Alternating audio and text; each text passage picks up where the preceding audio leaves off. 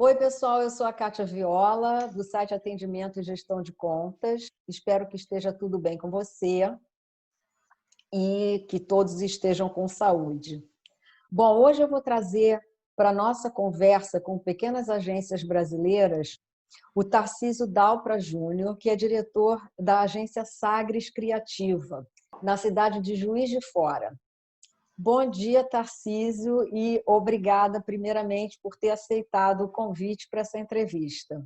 Bom dia, Kátia. Imagina, o prazer todo meu estar aqui conversando contigo. Acho que é um momento muito propício para esse tipo de educação, de discussão e, principalmente, é muito bacana essa tua iniciativa de dar voz às pequenas agências, né, aquelas que não estão nos grandes centros, porque as peculiaridades delas, né, desses pequenos mercados, são as peculiaridades de mais de 90% das agências no Brasil hoje, né? Então, quando a gente discute, quando a gente tem a oportunidade de discutir problemas e soluções dentro de um canal como esse, que você vem construindo, isso é muito bom, né? Eu, particularmente, depois do convite, fui assistir as entrevistas do canal e tem muita coisa que a gente se identifica e que a gente pode propor e que geralmente você não lê nas páginas de um meio-mensagem da vida, de um próprio marketing, porque esses trabalham a realidade dos grandes centros, né? Então,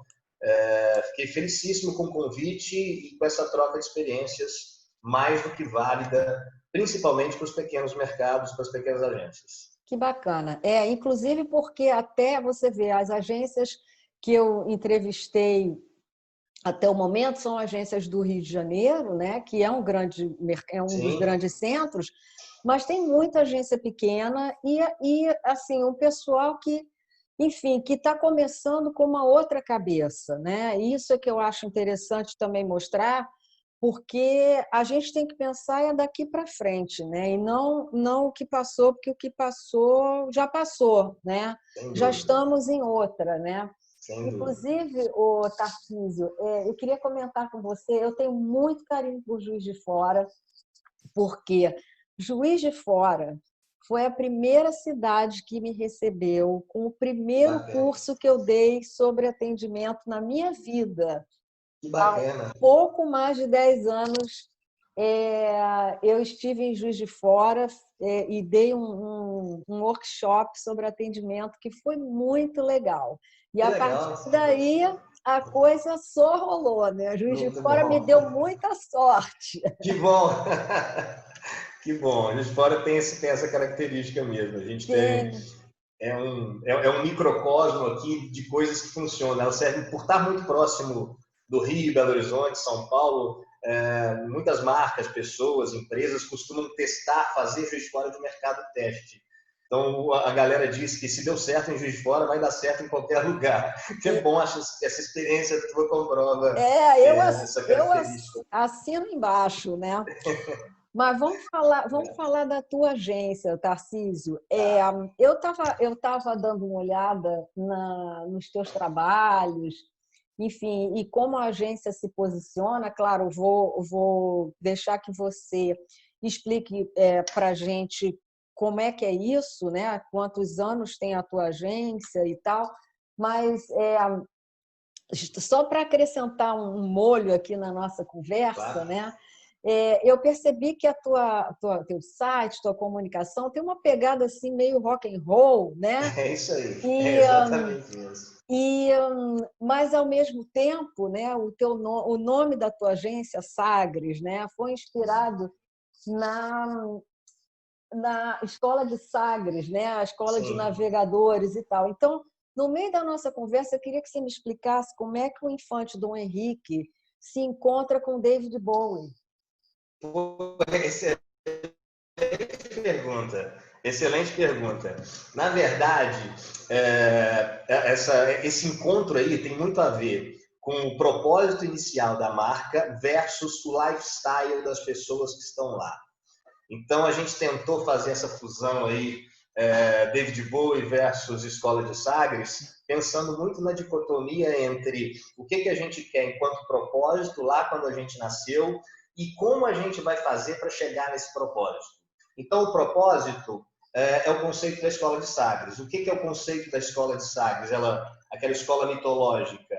São pessoas com diversas expertises de várias naturezas que estudavam cartografia, astronomia, navegação. Por quê? Porque eles estavam dispostos a se lançar em águas nunca antes navegadas.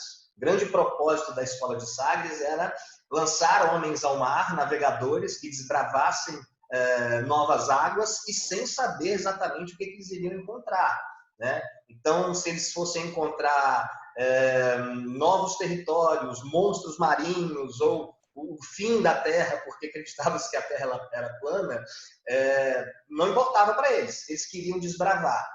E há 3 anos atrás, quando a gente montou a Sagres, a gente fez um laboratório gigantesco, né? Conversando com pessoas do mercado, clientes, parceiros, mídias, e a gente percebeu que estava todo mundo muito perdido nesse momento de transição do digital, né? Profecias de que a mídia tradicional ia acabar, que o digital ia se proliferar, de que inteligência artificial, enfim, estava todo mundo muito perdido. E aí a escola de Sagres veio nesse sentido, a analogia veio nesse sentido. Bom, eu trabalhava 3 anos atrás, quando a gente fundou a Sagres, há 20 anos com propaganda. Comecei a trabalhar com propaganda com 21 anos de idade, me formei com 22, e sempre trabalhei em modelo de agência, birô, hot shop, birô de criação, estúdio de design, agência full service, já tive agência em Juiz de Fora com 30 e poucos funcionários. A gente atendia então Oceaner, que depois virou Avianca, divisão de águas da Nestlé, rede de varejo, e passei por meio de tudo isso. E estava meio saturado desse modelo tradicional de agência. Por quê? Porque eu percebia que era um modelo datado e que já tinha muita gente, além dessa data, tentando fazer o que se fazia 20 anos atrás, num cenário completamente diferente. E se não fosse o QI, se não fosse as estruturas pré-estabelecidas baseadas na indicação e no nome das pessoas, essas agências já teriam desaparecido. E eu não queria esperar passivo esse momento. Então, tirei um período sabático aí de uns 2 anos, comecei a trabalhar de freela num coworking. Nesse coworking eu encontrei os meus 2 atuais sócios, e aí a gente começou essa profusão de ideias, esse encontro com a galera. E aí, dessa ideia da escola de Sagres, poxa, o que a gente está fazendo aqui? A gente está reunindo pessoas de diversas expertises que entendem hora de digital, hora de mídia convencional, hora de live marketing, hora de psicologia. Então, a gente fez questão de nos encontrar com uma equipe muito plural e pensamos, olha, vamos desbravar isso aí, vamos montar um modelo de agência que não é agência, vamos criar um hub criativo com uma estrutura mais enxuta, mas com potencial de se conectar a outras estruturas e outras expertises muito maior, e vamos nos lançar, vamos desbravar. Onde que isso vai dar? Não sei. Se a Sagres vai durar 1 ano e vai encontrar um monstro marinho da mídia convencional que vai engoli-la, beleza. Mas está indo. A gente está indo. Cada dia a gente descobre alguma coisa nova. Então, tua agência tem 3 anos e, assim, você tem, pelo que eu entendi, você tem uma pequena estrutura fixa e você, então, se conecta com outras estruturas quando você precisa. A tua estrutura fixa, ela tem quantas pessoas hoje? Hoje são 10 pessoas, Kátia. São 10 pessoas numa estrutura física. Aí entra a questão do rock and roll, onde o David Bowie entra. Nossa estrutura hoje é uma garagem de um coworking. Legal. Uma garagem sem parede, só uma sala de reunião, mas uma estrutura grande com um bar no fundo para receber clientes, trocar ideia. Uma área atrás externa, que é um quintal para a gente trabalhar brainstorming. E uma garagem, tipo banda de garagem. A gente entendeu que, e aí conectando para te responder a tua pergunta, para ter esse caráter inovador, para ser algo que remetesse à escola de Sagres do ponto de vista de desbravar mercados, a gente precisava ter uma atitude muito rock and roll. Então não adianta eu me propor a me lançar um caminho desconhecido se eu for conservador pra caramba, se eu não quiser romper com alguma coisa. E a gente começou rompendo com muita coisa. Comissionamento, por exemplo. Hoje a gente atende varejo abrindo mão de comissão. A gente não recebe nada de comissão desde que a Sagres surgiu. FII mensal também para a gente é muito raro, a não ser os clientes que vieram muito no começo. A gente trabalha sob projeto. Então você chega para mim com uma dor, um problema, uma oportunidade, olha, para você esse projeto aqui se encaixa. Mas como todo projeto, ele tem que ter início, meio e fim. A relação agência e FII mensal, ela gera uma coisa meio tóxica, meio de comensal. Você vai sugando do teu cliente até não poder mais, o cliente em contrapartida vai achando, olha, eu estou pagando, então eu tenho que pedir coisas aleatórias e acaba se transformando num modelo de operação vazia que se conforma, está lá, está todo mês certinho, ponto final. Então a gente começou a botar metas. Olha, a gente pode ficar com você durante 5 anos, mas os primeiros 6 meses começam aqui, nesse ponto tem um check-in para a gente avaliar e no final a gente vai ver, atingimos esses objetivos, beleza, vamos traçar novos objetivos. E no mercado de Juiz de Fora, que é conservador, que tem muitas estruturas de agência maiores, que vivem de comissão, que vivem do varejo, se a gente não tivesse uma postura rock and roll, se a gente não se propusesse a romper com o status quo, a gente não conseguiria desbravar esse mercado e entrar em clientes que até então estavam presos a esses modelos arraigados. Então a conexão é essa. Para desbravar, para colocar em prática a filosofia Escola de Sagres, a filosofia de desbravar mares com uma equipe multidisciplinar, a gente teve que adotar uma postura extremamente rock and roll. Que te digo, ela abre muitas portas, mas fecha também.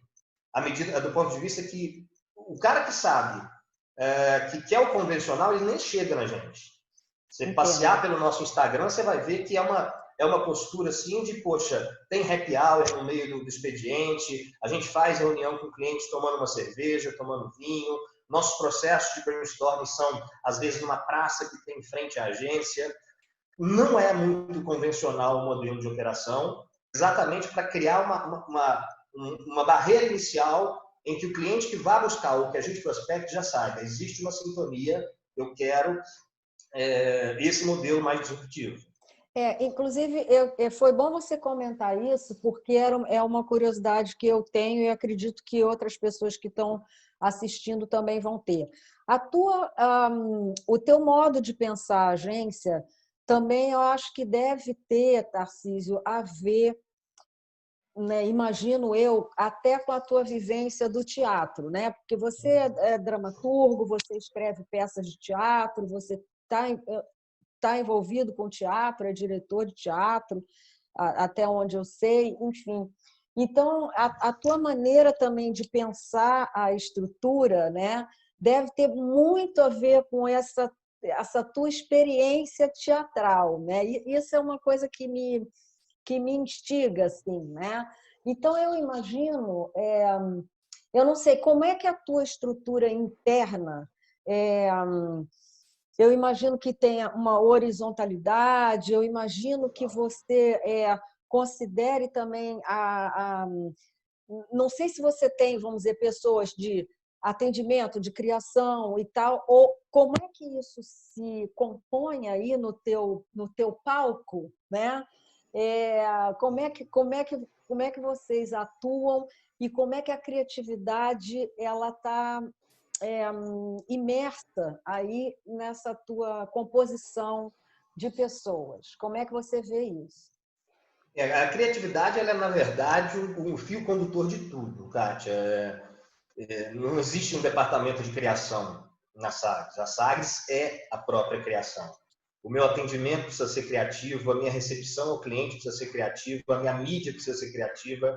Então, criatividade para a gente é a condição sine qua non para que a agência opere. Tá? A estrutura é completamente horizontal. A gente tem 3 núcleos de trabalho.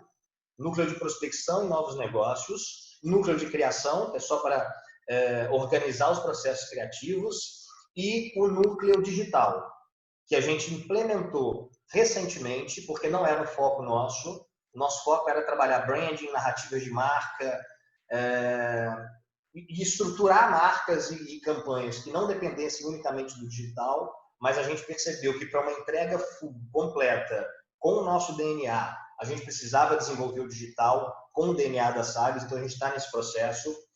Dentro desses 3 núcleos, eu tenho pessoas que atendem, eu tenho pessoas que fazem mídia e eu tenho pessoas que operam.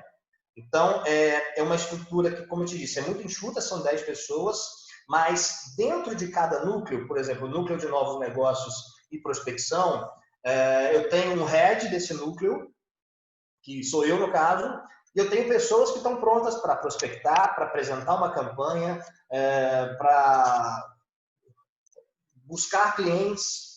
Dentro do núcleo digital, obviamente que eu tenho meu head, mas eu tenho pessoas que fazem texto, eu tenho pessoas que atendem, eu tenho pessoas que podem apresentar uma campanha digital e eu tenho pessoas que estão à frente dos clientes e dialogam com eles. A mesma coisa no núcleo de criação, que é o núcleo maior, que é o núcleo por onde passa toda a estrutura, o processo criativo da agência. Então, não é o atendimento que faz a ponte entre o cliente e a criação.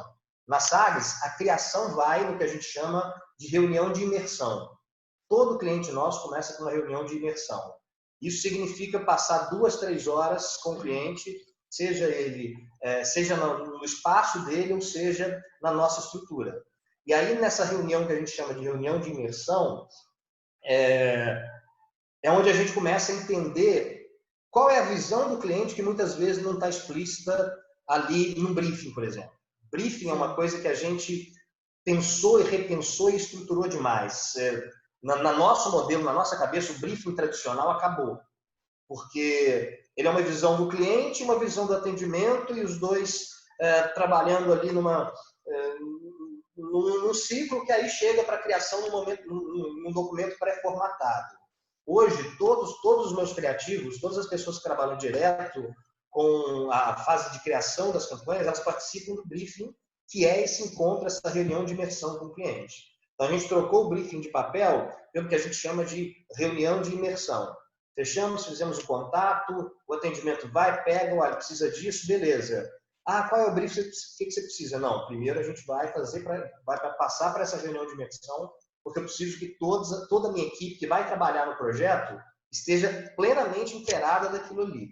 E aí, não é só perguntar sobre dados da empresa, quantos funcionários, o que você quer, objetivo de marketing, é entender DNA da empresa também. Uhum. Como é que surgiu?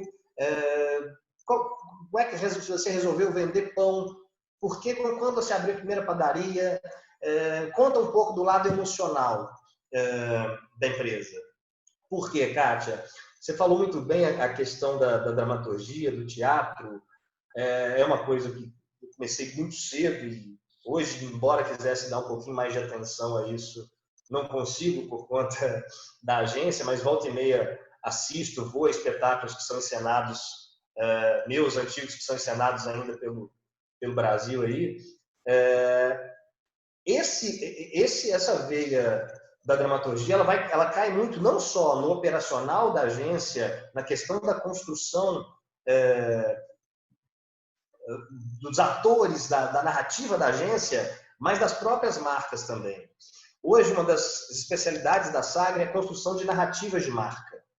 A gente pega marcas com grande potencial para ser uma love mark, que estão no imaginário das pessoas, que são queridas pelas pessoas, mas que não tem uma narrativa.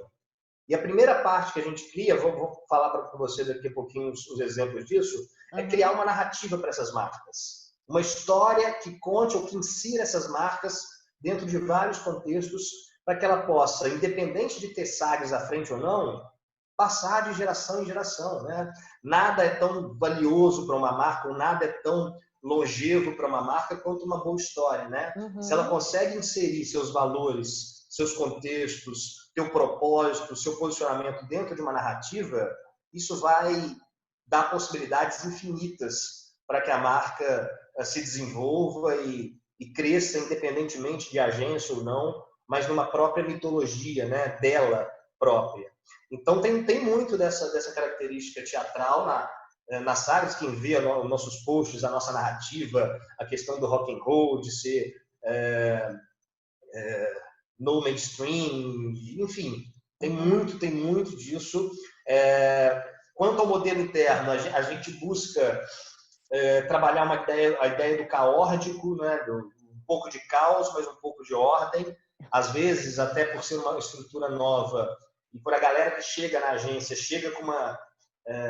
porque a gente vende uma estrutura que basta vir no nosso Instagram, você vê o happy hour, né, cliente lá dentro, tomando cerveja com o cliente e tal. Então, as pessoas às vezes chegam lá dentro achando que é festa e tal, mas existe uma interseção entre esse caos e ordem, que até vai muito das estruturas defendidas pelo Steve Johnson, por exemplo, no livro De Onde Vêm as Boas Ideias. Ele fala que a ideia prolifera melhor nos ambientes líquidos, ambientes em que tem um pouco de ordem, de caos, mas um pouco de ordem também. E é nessa interseção do caótico que você consegue a profusão imensa de ideias e a sistematização dessas ideias em conceitos, cases e jobs, por aí. Aproveitando esse gancho que você me deu aí para falar bem, você me deu a deixa, né? Falando bem na linguagem do teatro, essa coisa caórdica, mais do que caórdica que você tem que ser agora, né? Nesse momento que a gente está vivendo, né? O Tarcísio não tá bem caótica, né? A ordem das coisas que não tem ordem, né? O futuro completamente incerto. E aí eu queria saber de você, imagino que, enfim, até por vocês já terem esse DNA, né? Talvez vocês tenham alguma coisa para compartilhar de interessante de como vocês estão lidando com esse momento, né?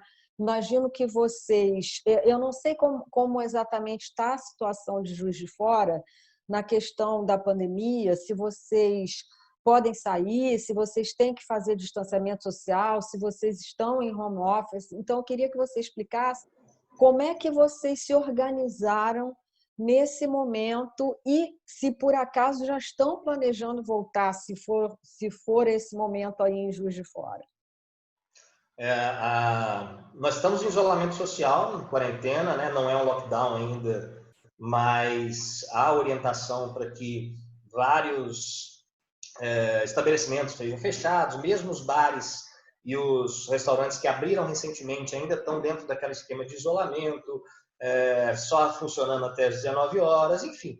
É mais do que o que foi colocado em termos de lei ou de determinação, a mentalidade aqui ainda é muito de eu preciso ficar em casa, então as ruas estão vazias, mesmo os bares que estão abertos não estão cheios, enfim, a mentalidade é de isolamento que está sendo feito, está sendo cumprido e o prognóstico é de que vá 2, 3 meses ainda nessa levada, por mais que Minas Gerais o Estado tem adotado uma política de reabertura gradual, que em ondas diferentes, a ideia é que, pelo menos em termos comportamentais, a galera não saia muito. Enfim, foi um baque inicial muito grande, né? Assim, pelo pouco que eu falei da estrutura da agência, do DNA da agência, você deve perceber o quão faz falta essa sinergia. As pessoas estarem juntas, no mesmo ambiente, conversando, trocando ideia, brainstormings, reuniões de imersão.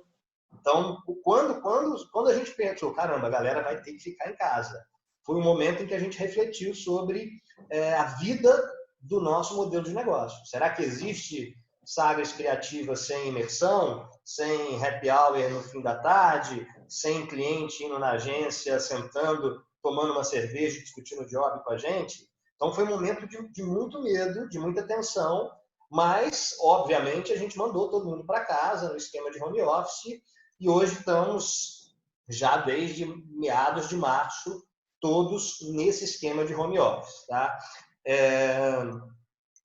Muitas coisas a gente aprendeu nesse período. Né?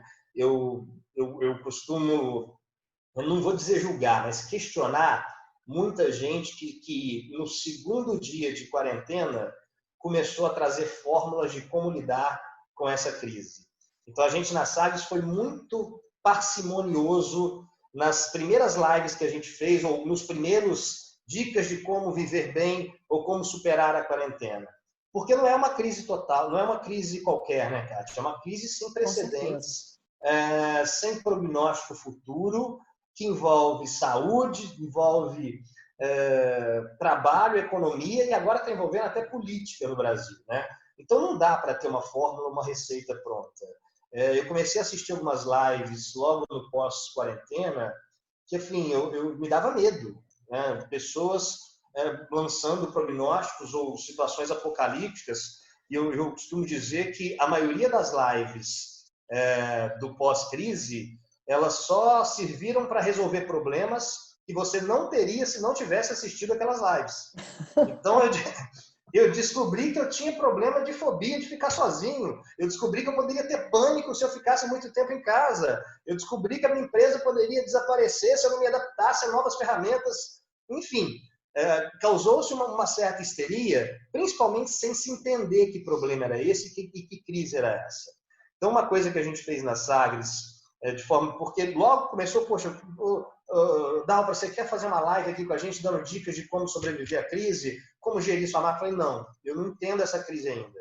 A gente não sabe como lidar com ela. Não é uma crise econômica, não é uma crise política, isso é uma crise multidisciplinar que não tem histórico, não tem lastro e a gente não sabe para onde vai. Então, a primeira coisa foi a gente se fechar, Sagres, para tentar estudar, pesquisar e entender que crise era essa, para conseguir conjecturar caminhos. E só um mês depois é que a gente começou a compartilhar nossas experiências com pessoas, muitas delas já implementadas em clientes, daqui a pouco a gente vai falar sobre eles. Sim. Mas o primeiro momento foi de reclusão e estudo dessa crise. Cada um na sua casa, reuniões sistemáticas via Zoom. A gente tentou levar um pouquinho desse lifestyle, Sagres, rock and roll, para o digital. Então, por exemplo, antes de uma reunião via Zoom da equipe, a gente pegava um cliente nosso, que é uma pizzaria, e mandava pizza para casa de cada um, junto com uma cerveja. Então, a reunião, na medida do possível, emulava aquilo que a gente vivia dentro da agência. As reuniões de imersão com o cliente, na medida do possível, é isso. Mano, abre uma cervejinha, nós vamos fazer ela sexta-feira, 7 horas da noite, para entrar no clima, cada um com uma cerveja, papo descontraído. Então, a primeira coisa foi tentar emular a realidade que a gente vivia lá dentro do digital. E hoje, felizmente, a gente tem ferramentas para isso. No mais, contato direto com a galera, íntimo, restrito, isso é bom, sem esgotar também. Né? Eu acho que tem muita coisa que pode ser resolvida por um WhatsApp, por uma palavra, por um e-mail. Você não precisa fazer live toda hora, você não precisa estar conectando com todo mundo toda hora, porque isso desgasta também. E hoje eu te falo, Kátia, que a gente não tem, pelo menos, uma previsão a curto prazo de se estabelecer enquanto estrutura física de novo. Ah, é? Vocês, vamos dizer, no sentido... Você está me falando isso, que você está pensando em não ter mais uma estrutura física ou que você não sabe se vai ter ainda? Está em dúvida? Não sei se vou ter ainda. Não sei se vou ter nos moldes que eu tinha. Que era uma estrutura grande, era uma estrutura dispendiosa, que tinha que ter uma estrutura para 10 pessoas, mais sala de reunião, mais ambiente de brainstorming, mais um bar. Óbvio, uma estrutura física, uma sala menor, talvez, para receber cliente, para alternar momentos de home office com momentos presenciais da equipe. Até a gente pensa, mas a gente está estudando um modelo híbrido. A certeza é que a gente não vai voltar full, com a equipe full, pelo menos até o final desse ano, trabalhando como a gente trabalhava. Talvez um modelo híbrido que envolva uma sede, uma estrutura um pouco menor, obviamente dentro da nossa identidade, dentro do nosso DNA, com jornadas alternadas entre presencial e home office e com espaço para receber clientes. A gente está discutindo isso ainda, não batemos o martelo, não. No caso dos teus clientes, quer dizer, isso é o teu pensamento aí para a tua empresa, né? Mas no caso dos teus clientes, né? Eu imagino que, obviamente, tudo isso tenha impactado financeiramente, né? As empresas, você está falando que você tem cliente de varejo, você tem shopping. Sim. Então, assim, isso deve ter sido bem complicado para eles. Eles reduziram o investimento, vocês perderam cliente, perderam muito trabalho, tiveram também que, em função disso, você teve que reduzir sua estrutura. Como é que isso aconteceu em termos financeiros para vocês? O baque inicial foi muito grande, Kátia. O primeiro mês foi desesperador, tanto para o cliente quanto para a gente, né? Repito, o pior de tudo foi a falta de perspectiva. Não saber quando isso ia voltar, não saber se podia ser em 2 semanas ou até o final do ano. Isso deixou todo mundo no escuro. a gente tem um número considerável na nossa carteira de clientes de varejo. Um shopping daqui de Juiz de Fora, pizzarias, brigaderias, enfim, tem restaurantes, muitas lojas de porta de comércio que dependem do movimento do fluxo diário. Para esses, o baque inicial foi muito grande, porque fechar as portas era muito pesado, né? Eu respondia a 80, 90% das vendas desse cliente, às vezes, eram o dia a dia, o movimento, e o delivery não supriria isso de imediato. Então, o que a gente fez nesse momento inicial do desespero e tal? Primeiro, a gente não sabia quem ia conseguir se sustentar pagando as parcelas do projeto e quem ia congelar completamente. Então, o que a gente fez nesse momento, Kátia? A gente não esperou partir do cliente para a gente. A gente não esperou o cliente vir aqui e falar, gente, olha, não tem como pagar. A gente fez uma war room e botamos na mesa todos os clientes, a realidade desses clientes, o que eles estão pagando hoje para a agência e como a crise e como portas fechadas podem impactá-lo.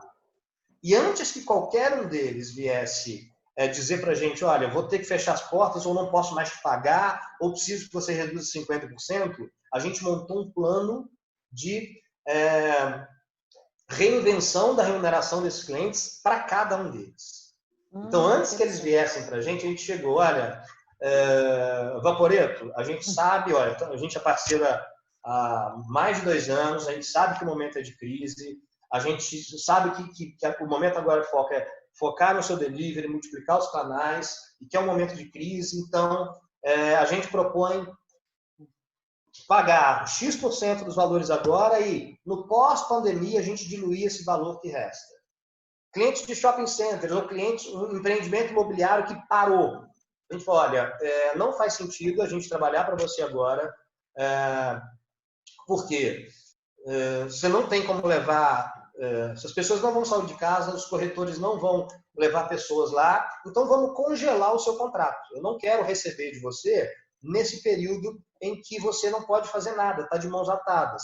Vamos congelar, assim que a coisa se aquecer de novo, a gente retoma o trabalho e continua. E um a um a gente foi encontrando soluções que possibilitassem para a gente uma interseção entre a capacidade do cliente pagar naquele momento e a nossa capacidade de sobreviver naquele momento. Óbvio que todo esse cenário foi desenhado com redução de jornada e consequente redução de salários dos funcionários. Também tivemos que fazer isso. A gente tem muito orgulho de dizer que até hoje a gente não demitiu ninguém. Os nossos 10, essas 10 pessoas continuam trabalhando em jornadas reduzidas, meio expediente, todo mundo, com salários também reduzidos em negociação direta, com um acordo, todo mundo ressalta quando você cria esse DNA, esse lifestyle com a sua equipe, ela absorve, ela abraça isso, essas situações de crise ficam muito mais fáceis de negociar também. Então, a gente tem um timaço que comprou a causa e que tem tudo preto e branco, eles sabem exatamente o que cada cliente, qual é a situação de cada cliente, por que eles estão recebendo menos, em jornada menor, e criamos essas soluções customizadas, todas elas customizadas. E te falo que não teve nenhum cliente que falou, não dá, para mim não dá. Hoje todos eles operam aqui dentro em soluções, em propostas customizadas por nós, que partiu por nós, para que eles consigam passar por esse momento e a gente também oferecendo um serviço quase que minimamente influenciado por falta de mão de obra. Então, a gente está operando full para cada cliente. Obviamente, estamos nos desdobrando muito mais, mas eles têm a consciência de que a gente está trabalhando full, entendendo a realidade deles para esse momento. Legal, interessante. E aí, dentro disso, você podia dar um exemplo de algum trabalho que vocês fizeram que para solucionar esse problema aí enfim, da falta de clientes para os seus clientes? Alguma campanha que você teve que adaptar ou que seja nova, né? Já dentro desse novo momento que a gente está vivendo, o que você pode dizer para a gente sobre um trabalho bacana que vocês realizaram? Vou te dar 3 exemplos rapidinhos, Kátia, em 3 cenários diferentes. O primeiro cenário é que desmontou completamente o que a empresa estava preparando. O segundo cenário, que ampliou o negócio da empresa. E um terceiro cenário, que a gente teve que ressignificar todo o negócio da empresa. O primeiro deles, o mais simples, mas ao mesmo tempo aquele que demandou talvez uma estratégia mais rápida para ser pensada. A pizzaria que eu te falei, a pizzaria Vaporetto, é uma pizzaria aqui de Juiz de Fora, com 32 anos de tradição, é top of mind em Juiz de Fora, e de repente vence a crise, ela tem que fechar as portas. E 90 e poucos % do faturamento vinha do serviço no salão, né? Um salão enorme, uma casa enorme, capacidade para mais de 200 pessoas. E nesse momento foi que a gente pensou, olha, temos que estudar o que fazer para o Vaporetto. E como eu te disse, a gente começou a pesquisar e estudar muito. Não é simplesmente falar, bom, agora eu faço delivery. Porque por mais que o delivery seja a saída, se você não tem uma tradição em delivery, se você não tem um delivery estruturado, você vai criar experiência negativa. Você não sabe o tempo de entrega, você não sabe motoboy, como é que foi a equipe de motoboy. Então isso é um problema, né? Muita gente, eu vi principalmente aqui em Fora, muita gente saindo fazendo delivery à torta e à direita e se matando, e matando a marca, uma marca às vezes que tinha um significado muito forte, fazendo um serviço de delivery em que o produto não chega legal, em que demora, e isso queima a marca. É preferível parar se você tiver um capital de reserva ali, estruturar a marca, pensar a marca, do que sair fazendo ação desesperada. Então, o que a gente pensou para essa pizzaria Vaporetto nesse momento? Primeiro, a gente começou a ver muita pesquisa. E a maioria das pesquisas, uma da Qualibest, muito legal, que fala só sobre o ramo de alimentação, apontava para a gente que pizza era a principal pedida das pessoas nos primeiros meses, nas primeiras semanas de quarentena. As pessoas estavam pedindo muita pizza. E segundo dado muito interessante, um dos pontos da pesquisa era o que as pessoas levam em consideração quando pedem delivery. Então, antes do tempo de espera, antes do cashback, antes das promoções, antes da entrega grátis, estava lá com 40 e tantos % a confiança que você tem no estabelecimento. Então, é um momento em que, por mais que a pessoa queira entrega grátis, preço bom, é um momento de desconfiança geral, de caos completo. Então, ela vai se ancorar em quem? Em marcas em que ela confia ao longo dos tempos. E o Vaporetto tinha isso. Bom, confiança a gente tem. Então, vamos 32 anos de confiança. Ponto 2. O Vaporetto tem um sistema de delivery próprio. Não é motoboy contratado, não é motoboy terceirizado. É uma equipe de motoboys própria. Então, o que a gente fez? Vamos usar a mídia de massa para comunicar que o Vaporetto toma cuidado, o Vaporetto está tomando as precauções. Por quê? Porque ele está há 32 anos perto de você. Você conhece. Você que frequenta a nossa casa, você sabe como é tudo feito com carinho. Você que está há 32 anos pedindo o nosso delivery, sabe que a gente tem uma equipe própria, sabe que a gente tem uma estrutura completa e tal, reforçando a autoridade enquanto confiança das pessoas. Primeiro, macro, instauramos essa confiança na mídia de massa, muito rádio, muita mídia de massa, para depois, segundo, diversificar os canais, os pontos de contato com o consumidor. Beleza. Se as pessoas buscam confiança na gente, entendem que a gente tem confiança, a gente tem que pegar não só a galera que está acostumada a pedir por telefone, e acreditem, o Vaporetto, pela tradição, grande parte dos pedidos eram feitos por telefone, a gente tem que pegar essa galera que é nativa digital. E aí criamos um site de vendas, tudo em tempo recorde, um aplicativo para Android e para iOS, para que as pessoas pudessem pedir para o aplicativo próprio. Não quero ficar refém do iFood, que cobra 30% da minha taxa. Se eu tenho uma equipe de motoboys própria, se as pessoas confiam em mim, é só eu oferecer múltiplos canais para que ela possa pedir, eu estou no celular ou eu estou no telefone. Enfatizamos esses canais. E, por fim, campanhas de performance, levando esses canais até as pessoas que estão no digital. Mas enfatizamos a linha de congelados deles, que era incipiente, aceleramos. Olha, as pessoas vão buscar querer cozinhar em casa, não é todo dia que as pessoas querem pedir. Ampliamos a linha de congelados e colocamos a linha de congelados deles em mais pontos de venda. Então, hoje, o Vaporeto é um cliente para a gente, e eles estão satisfeitíssimos, que roda tranquilo, tá? Até repensando o modelo de negócio no pós-crise, querendo ênfase na indústria, na produção de congelados, talvez reduzir a estrutura da casa. Por quê? Porque é um modelo que funcionou. Mas só funcionou porque estudamos, percebemos os primeiros insights embasados, não blá blá blá de lives que vem por aí, mas os primeiros insights embasados a gente pegou, transformou isso. Segundo, você precisa ter, Kátia, pessoas à frente do negócio dispostas a fazer.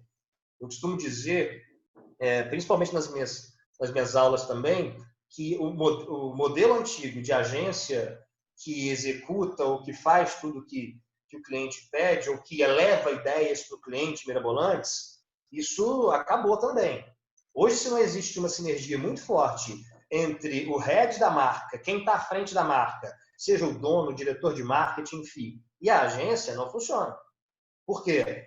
É esse cara que conhece o dia a dia da agência, é ele que está lá dentro, é ele que está nos bastidores. Por mais que eu seja uma agência extremamente proativa, eu não sei qual é o produto novo que ele está criando lá, de repente, da noite para o dia e quer jogar. Então, em todos esses casos que eu vou comentar com vocês, a gente tem clientes, eu tenho pessoas lá dentro que são extremamente proativas. Dalpra, criei uma linha de congelados agora para vegetarianos. Porra, vamos fazer converter isso, vamos buscar um influenciador que fale disso, vamos criar anúncios de performance, mídia de performance segmentada. Então, a Sagres é um modelo que depende muito da proatividade do cliente estar lá dentro. Eu acho que é importante isso que você está falando, porque eu acho que cada vez mais as agências estão trazendo o cliente para jogo, né? Sim. Coisa que o cliente também se ressentia, né? De ter que esperar lá, não saber o que está rolando, né? Exato, dentro da agência, exatamente. enquanto a campanha está sendo pensada. Exatamente. Né? E isso gera muito conflito, sabe? E gera muita desconfiança. E quando o cliente está no jogo, né? Quando ele sente também que não adianta também ele ficar esperando, ele também tem que participar, né? Que é isso aí. não é uma operação só para essa a definição agência. sua de trazer o cliente para o jogo é isso. Ele Pois tem que jogar. Isso é legal, né? Então, enfim, bacana. Você me disse que ia me dar mais 2 exemplos, né? Sim, segundo, a gente tem um cliente nosso aqui, Orubi, orubi.com.br. É um marketplace de material de construção. Uhum. Então, um produto que não se lança ou não se vira da noite para o dia. As pessoas não estão acostumadas a comprar material de construção, brita, cimento, tijolo, pela internet. Então, era um cliente que a gente tinha um prognóstico de médio e longo prazo para ele começar a virar. Né? Porque é você transformar uma cultura. E aí veio a quarentena.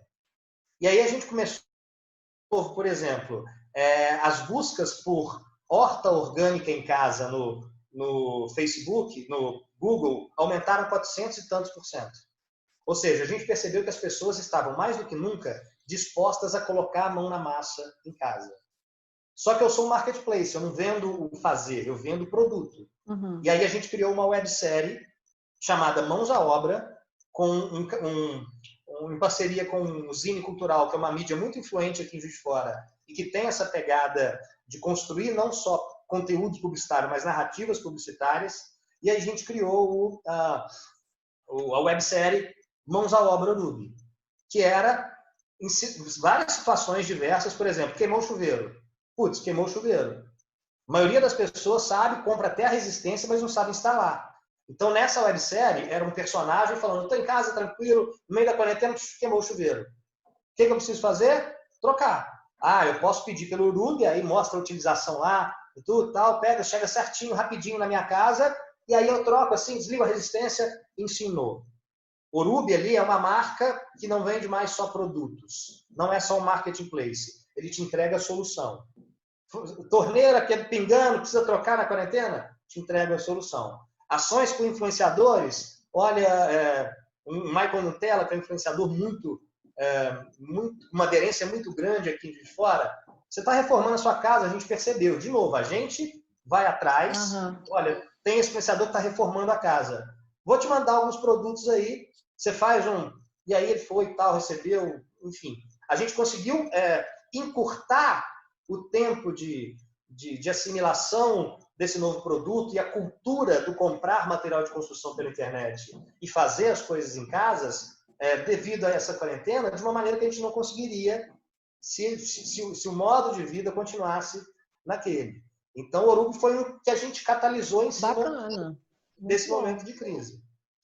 O terceiro deles, eu falo muito sobre ressignificação. Acho que é mais do que tempo de se reinventar, porque reinventar a gente faz todo dia, né? Reinventar, você muda, você transforma o seu modelo.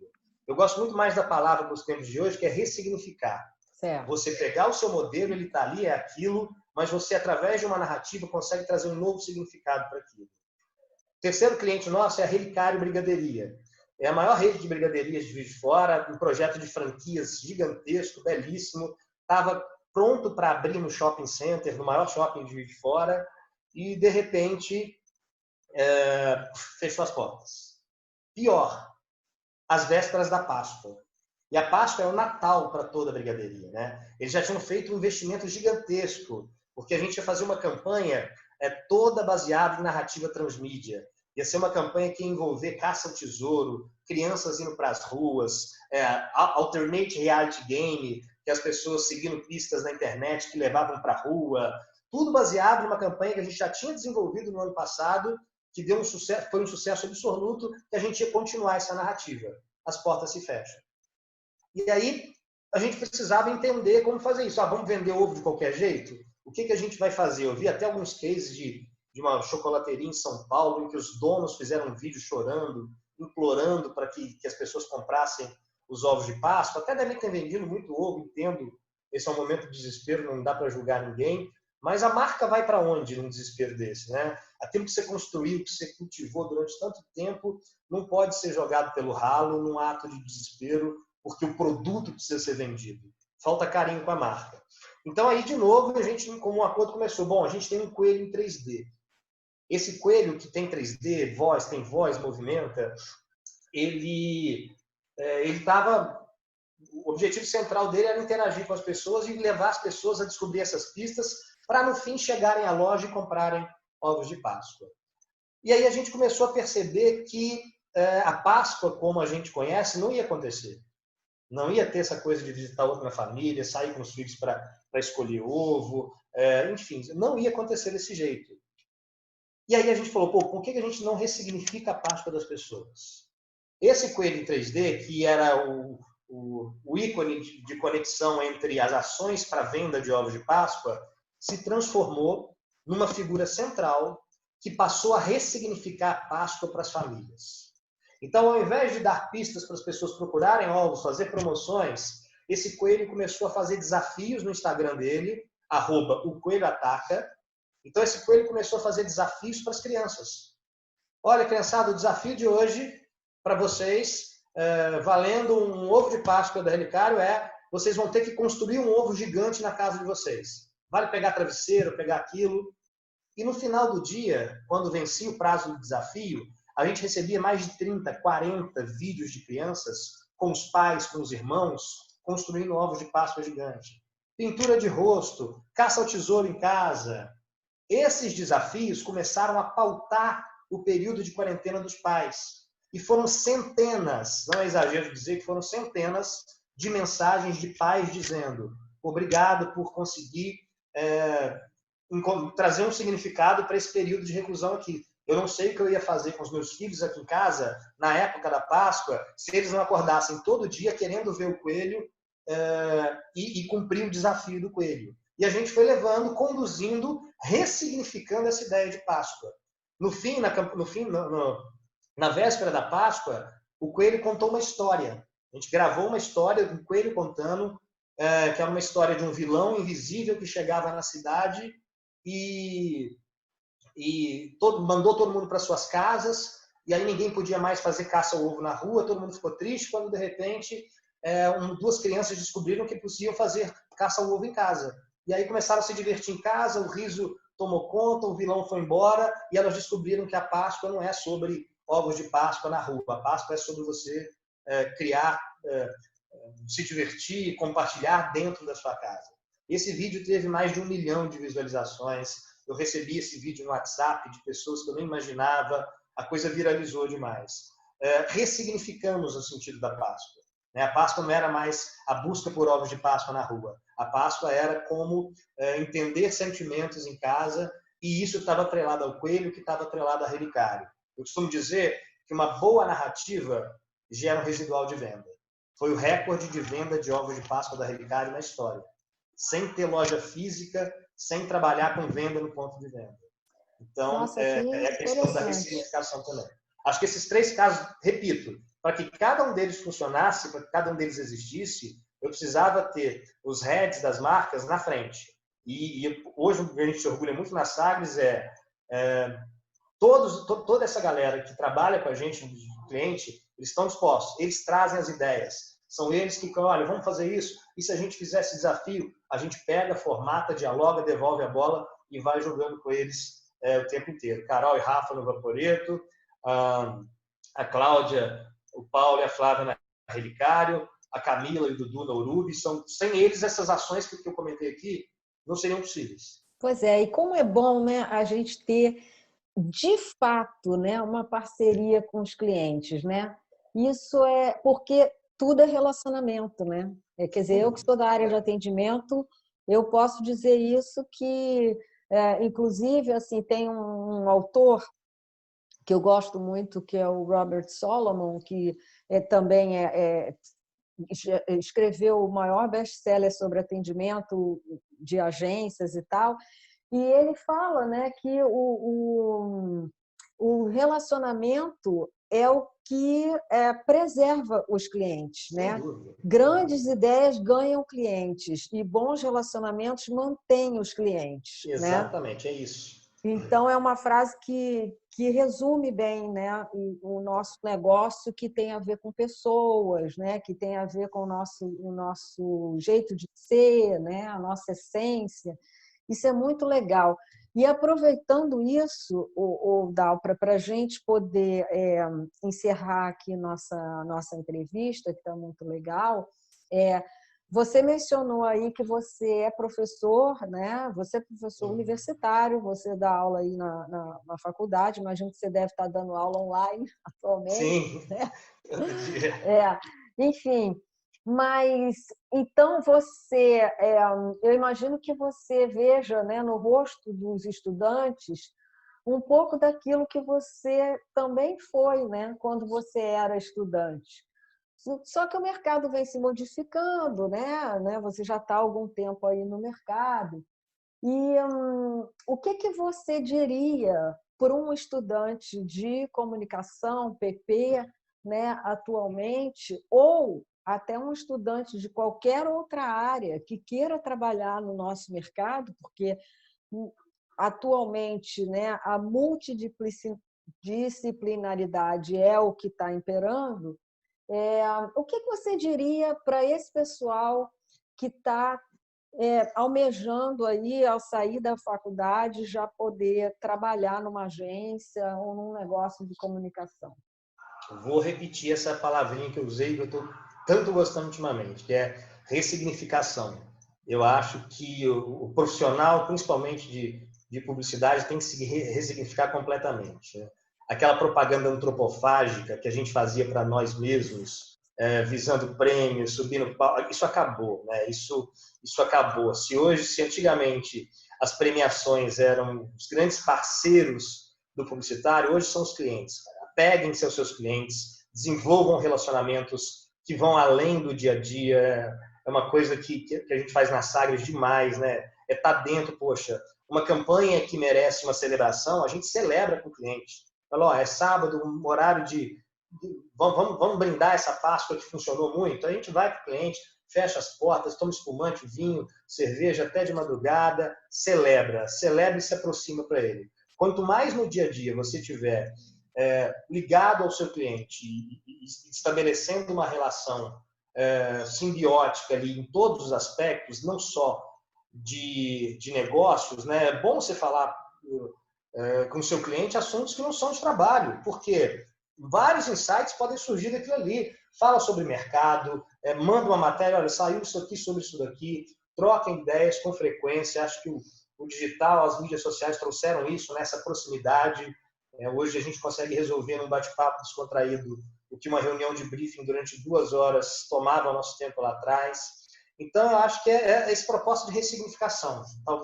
Poucos mercados, talvez, tenham se transformado tanto quanto o nosso, né? E entender essa dinâmica, essa multidisciplinaridade é muito legal. Vejo muita gente saindo achando que o digital é o novo Aurora, o novo maná dos deuses e foca todo o foco no digital, quando na verdade não é, né? Eu estava numa live esses dias com um cara muito foda também, o Marcelo Asti, lá da Fotop em São Paulo, e o tema da live era branding ou performance? Não, é branding e performance. Branding muitas vezes funciona para performar a marca, e performance é, em última análise, trabalhar o branding em diversos pontos de contato com o seu consumidor. Então é ressignificar, cara, e lembrar que por mais que eu esteja na academia e acho que ela seja fundamental, hoje um profissional não se forma só na academia. Os cursos são excelentes, são cada vez mais completos, com profissionais cada vez mais completos, mas a busca por referências que vão além da sala de aula hoje também são fundamentais. E elas... Eu acho que mais do que referência é repertório, né? Sim. Então, assim, o bom profissional é aquele que acumula um repertório muito grande, né? Então, a curiosidade é o principal, né? E isso era uma coisa que falavam para criação antigamente, né? O criativo tem... Hoje não, é todo mundo, é qualquer um. Né? Esse repertório, essa vivência, isso é que gera conexão de ideias, isso é que gera você enxergar 2 pontos, coisas que ninguém nunca enxergou, conectar e criar um novo. Exatamente. Bom, Tarcísio, olha, o nosso papo foi ótimo. A gente poderia estar conversando estamos 1 hora aqui já. Sobre criatividade, sobre ideias, sobre conexões, né? Enfim, e eu acho que isso é que é legal. Eu acho que a gente tem que ver o lado positivo também das coisas, né? Com certeza. Embora a gente esteja distante, né, fisicamente, eu acho que uma coisa ficou muito clara com esse momento que a gente está vivendo, que conexão não necessariamente significa presença física, né? E, enfim, eu te desejo muito sucesso, um sucesso muito grande aí para Sagres, um salve para Juiz de Fora, que é uma cidade adorável. Tem que voltar quando passar isso tudo. E já te antecipo que a gente está com um projeto que deve lançar, já dando um spoiler aqui, vamos lá. Já deve lançar nos próximos dias, que é a Escola de Sagres. Nós vamos criar um hub que conecta pessoas focado em educação para o mercado publicitário. Então, de repente, já é a deixa para um dia você estar de volta aí. Maravilha! Eu sou muito ligada a essa parte de educação também. Eu dou aulas, né? Até hoje, faço treinamentos e também já dei aula na SPM há alguns anos, né? Quando eu morava no Rio de Janeiro. E tenho assim muito apreço, né? por essa área. Acredito muito na educação, né? Enfim. Então é isso, eu te agradeço demais, Tarcísio, e espero que a gente volte a se encontrar, seja numa live, seja presencialmente, enfim. A conexão, qualquer uma que seja, vale a pena. Com certeza. É isso? Excelente, eu que agradeço a oportunidade. Vida longa esse projeto seu aí também. Acho que se depender da gente aqui na sala, a gente pode vou reverberar ao máximo esse teu projeto, esses vídeos. Acho fundamental a gente entender isso, esse momento sob a ótica dos pequenos, né? E precisar da gente aqui também, estamos à disposição, tá? Vamos ver se a gente se conecta mais aí. Tem muita oportunidade legal de galera que precisa ouvir um pouquinho mais sobre atendimento, relacionamento. Legal. E eu acho que você tem um conteúdo muito legal para compartilhar com a galera. Tá bom, obrigada então e uma boa semana de trabalho para você. Para nós. Tchau, tchau. Obrigado, tchau.